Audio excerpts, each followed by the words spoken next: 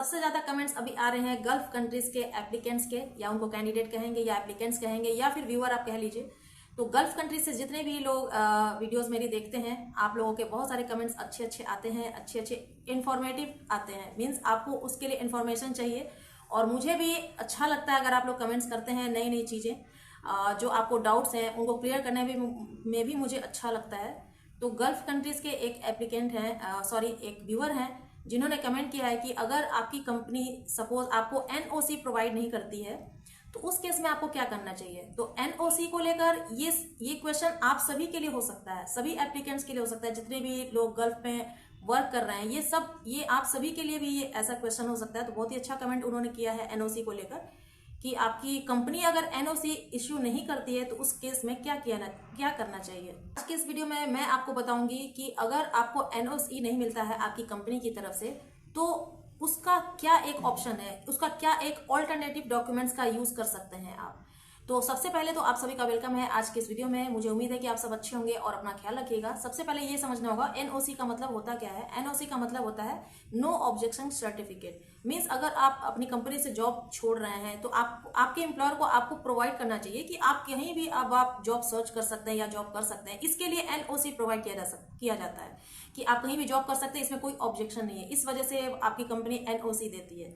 ये एक तरह का लेटर होता है जो एम्प्लॉयर इशू करता है और ये कंफर्म करता है कि एम्प्लॉय अब वीजा एप्लीकेशन फाइल कर सकता है। कई एम्बेसीज या वीजा सेंटर्स जो हैं इस डॉक्यूमेंट्स की डिमांड कर सकते हैं। इस वजह से ये एनओसी जो है, एनओसी लेटर अगर आपके हाथ में आता है अगर आपकी कंपनी की तरफ से, तो ये तो आपके लिए बेस्ट ऑप्शन होता है। बट अगर नहीं होता है तो उसके लिए भी अनदर ऑप्शन है, उसके लिए भी आप कुछ अल्टरनेटिव डॉक्यूमेंट्स लगा सकते हैं जिसके बारे में मैं अभी बताऊंगी।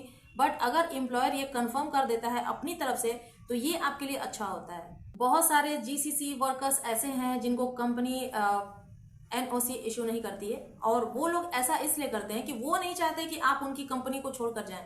इस वजह से अननेसेसरी डिले वो लोग आपके लिए करते हैं, जिस वजह से जीसीसी एप्लीकेंट्स या जीसीसी कैंडिडेट्स अगर सोचते हैं कि उनको दूसरी कंट्री के लिए अप्लाई करना चाहिए तो उनकी वजह से ये टेंशन होती है कि अब वो कैसे एप्लीकेशन कर सकते हैं। तो अब आपको टेंशन लेने की जरूरत नहीं है। अगर आपको कंपनी की तरफ से एनओसी नहीं भी मिलता है तब भी आप किसी भी कंट्री का वीजा एप्लीकेशन फाइल कर सकते हैं। वो लोग ये सोचते हैं कि आप उनकी कंपनी छोड़कर ना जाए, तो अब आपको ये सब सोचने की जरूरत नहीं है। आप लोग बिल्कुल किसी भी कंट्री के लिए वीजा एप्लीकेशन फाइल कर सकते हैं। बट मेक श्योर कीजिएगा कि आपकी जॉब बनी रहे, उसके बाद ही आप उस जॉब को आप छोड़ें। मतलब ऐसा नहीं है कि आपने एक कंफर्मेशन खुद से ले लिया कि अब आप दूसरी कंट्री के लिए एप्लीकेशन कर रहे हैं तो आप वहां से जॉब छोड़ दें। जॉब पहले आपको बिल्कुल भी नहीं छोड़ना है। सबसे पहले आप वीजा अप्रूव होने दीजिए। आपको कभी भी जॉब से रिजाइन नहीं करना है अगर आप दूसरी कंट्री के लिए एप्लीकेशन करना चाहते हैं। ऐसा नहीं है कि मैं सिर्फ पोलैंड की बात कर रही हूँ, किसी भी कंट्री के लिए आप एप्लीकेशन करना चाहते हैं तो कभी भी आप जॉब से रिजाइन करके एप्लीकेशन फाइल मत कीजिए। आप जॉब करते हुए ही एप्लीकेशन को फाइल कीजिए। ये बात करते हैं कि अगर कंपनी आपको एनओसी इश्यू नहीं करती है तो कौन से अल्टरनेटिव डॉक्यूमेंट्स का आप यूज कर सकते हैं। सबसे पहले तो यहाँ पर है एम्प्लॉयमेंट कॉन्ट्रैक्ट। यहाँ पर मैंने लिखा है ताकि मैं आपको कुछ भी मिस ना कर दूं बताने में। फर्स्ट है आपका एम्प्लॉयमेंट कॉन्ट्रैक्ट, सेकेंड है आपका लेबर कार्ड, आपका लेबर कार्ड होगा।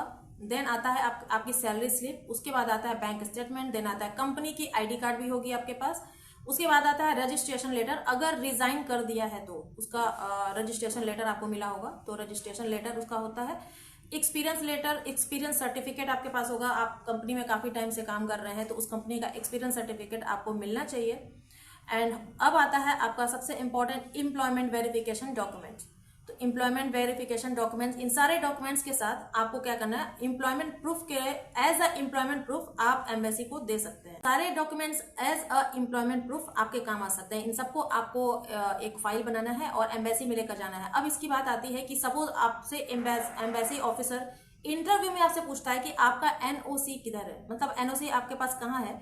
अगर आपसे एम्बेसी इस तरह के क्वेश्चंस आपसे कर सकती है तो आपको उनको ऑनेस्टली एक्सप्लेन करना है ये कि my employer doesn't issue NOC letter but I have provided my employment contract, salary slip and all documents जितने भी मैंने बताए हैं। इसको आप एक्सप्लेन करके आप उनको बताइए कि ये सारे डॉक्यूमेंट्स आप उनको प्रोवाइड कर रहे हैं। अभी भी आपको फेक एनओसी या फिर फेक डॉक्यूमेंट्स आपको सबमिट नहीं करना है।